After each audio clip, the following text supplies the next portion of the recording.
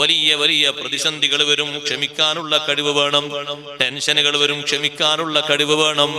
ജീവിതത്തിൽ ഒരുപാട് പ്രതിസന്ധികൾ അഭിമുഖീകരിക്കും. ആ പ്രതിസന്ധികൾക്ക് പകരമായി പെട്ടെന്ന് ജീവിതം തുലക്കരുത്. ജീവിതം ആത്മഹത്യയിലേക്ക് കൊണ്ടുപോകരുത്, അപകടത്തിലേക്ക് കൊണ്ടുപോകരുത്. ക്ഷമ പാലിച്ച് ജീവിക്കണം. ഏറ്റവും കൂടുതൽ വേണ്ടപ്പെട്ടിരുന്ന ആളുകൾ പെട്ടെന്ന് പിരിഞ്ഞു പോയേക്കാം. വല്ലാത്ത ടെൻഷനാണ്. സബ്ർ ചെയ്യണം. നല്ല പ്രിയപ്പെട്ട മക്കൾ പിരിഞ്ഞു പോകുമ്പോ മഹാന്മാര് അൽഹംദുലില്ലാ എന്ന് പറഞ്ഞതുപോലെ അല്ലാഹു തആലാന്റെ ഖളായിൽ തൃപ്തിപ്പെട്ടുകൊണ്ടാണ് ആ ഹംദ്. അവരെ ഹംദ് പറഞ്ഞപ്പോ നിങ്ങൾ എന്തിനാ അൽഹംദുലില്ലാ പറയുന്നത്?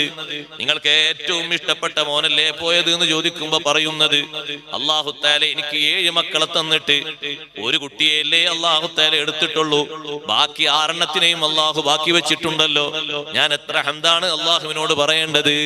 അങ്ങനെ സബ്ർ കൊണ്ടാണ് ആ ഒരു രംഗം അവര് രക്ഷപ്പെടുത്തിയത്.